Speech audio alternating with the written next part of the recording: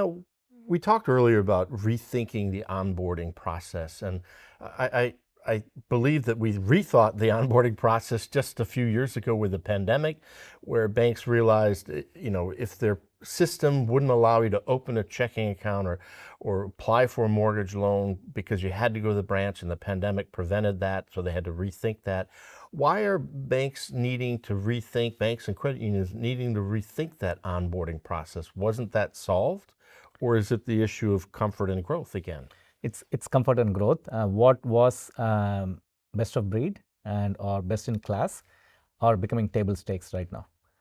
Statistics again say 90% or more of the people have at least 2 or more relationships with financial relationship with companies. And that means, how do you really retain your customer?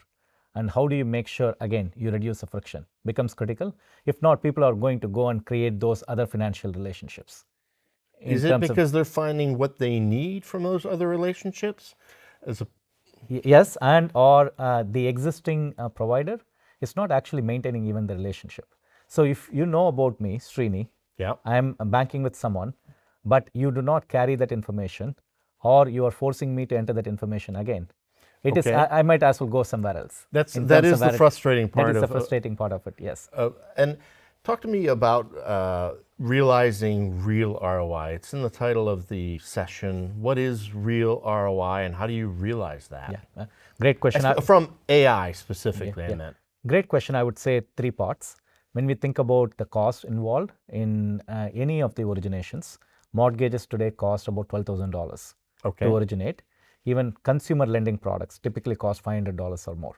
So there is a lot of money being spent by the financial institutions in supporting the life cycle from the front office to the middle office to the back office. So that needs to become much more efficient. So when we think about application of AI, looking at how do you automate things, how do you make sure that you optimize the flow is going to be critical to reduce that cost. That's part 1. The second part of this is around how do you increase the conversion rate. In many institutions, we see the conversion rate is not as high as it can be. For example, in many cases, we are seeing that the conversion rate are as low as 20%. So 10 people start at the top of the funnel, only 2 people come and buy that product. So how do you increase the conversion rate? That is number 2. And 3, all of these financial institutions have a lot of products. How do you cross-sell the products? Another study says that typically the ROI for you to retain and cross-sell and upsell to your customer is 10 times as acquiring a new customer. So how do you think about this? In the software world that we come from, there is a term called as net revenue retention. This is how revenue retention. This is how you grow your relationship with your current customer in terms of giving them customer delight features so that they buy more from you. That's the metric that software companies take into account very seriously. Financial institutions, again, tech-first mindset is what I talked about. If they can think about NRR, the net revenue retention, that is going to be significant for them in terms of their top line growth and bottom line.